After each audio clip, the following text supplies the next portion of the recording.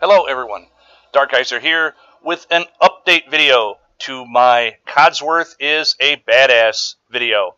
I've had quite a few of my viewers asking me what build I specifically used for Codsworth, what my favorite build is for him at this particular stage of the game, as well as some more video demonstrating just how effective he can be.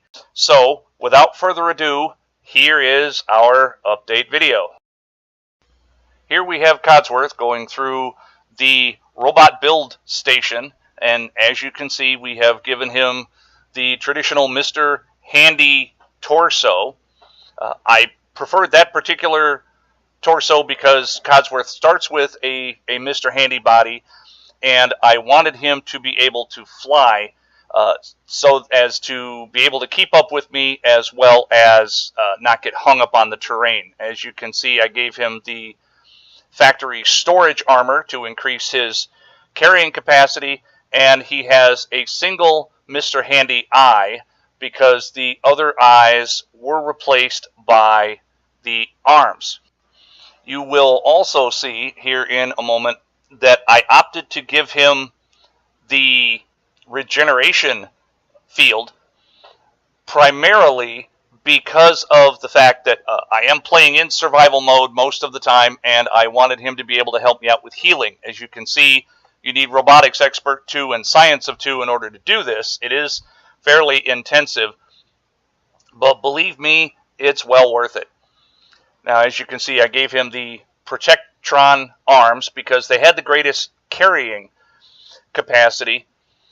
I gave him just the factory armor. Most of the other forms of armor decreased the amount that you could carry. And then I gave him the Protectron left-hand automatic laser.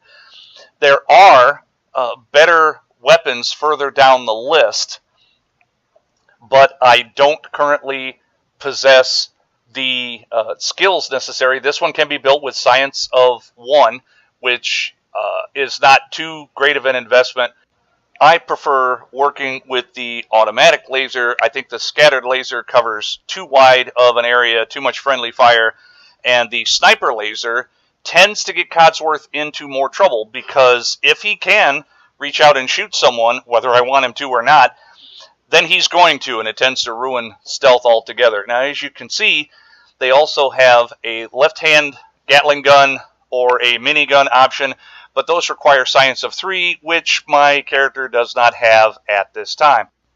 And then, of course, I stuck with the factory armor, primarily because all of the other forms of armor tend to reduce carrying capacity, and if there's one thing I want Codsworth to be around for, it's to help me carry my stuff.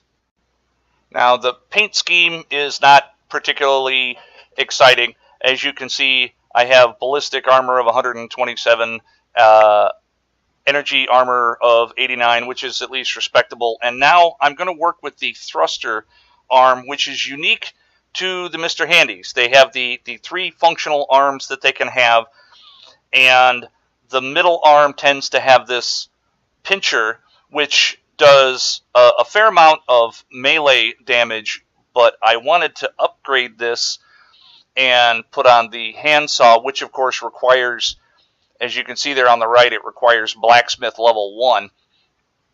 And I wanted to add this in not because I expect Codsworth to get into melee combat, but of course the best laid plans. Other people like to rush up into things and engage him in melee combat. I tinkered around with some of the different kinds of armor. I had originally stuck with the factory armor, but then as I was scrolling up and down the list of options, I noticed that a new option had opened up, and that is the arm voltaic frame. Now what this does is it adds energy damage to the normal physical damage or kinetic damage to the arm. So now the buzzsaw not only does regular physical damage, but it also adds an energy damage component, which I like. Now, of course, I planned on making this same change to the left hand and putting on the buzzsaw and putting on the voltaic frame, etc., etc. Unfortunately, doing all of this ran me out of oil. So I need to go out and scrounge some more oil before I finally finish upgrading everything for the melee part of the build. For the thruster, I went ahead and I replaced the regular thruster armor with the thruster voltaic frame at armor 2, which is something else I didn't have available to me earlier. It adds to the energy and damage resistance. However, it also adds to the energy damage as well as increasing the carrying capacity of the robot. So it's a win-win all the way across the board. Now his electrical buzzsaw should be doing even more energy damage if I've worked this all out correctly. And now we're done. And in order to demonstrate just how effective Codsworth is now, we have a classic matchup. In this corner, my faithful, trusty robot companion, Codsworth. And in the far corner, Swann. Had to get his attention, but I didn't want to do so much damage to him that he started off wounded. I wanted it to be as fair a fight as I possibly could. You'll notice that I'm not actually doing any shooting or helping Codsworth in any way. I'm actually making a really good effort of not getting myself killed. And as you can see, Codsworth made really short work of him.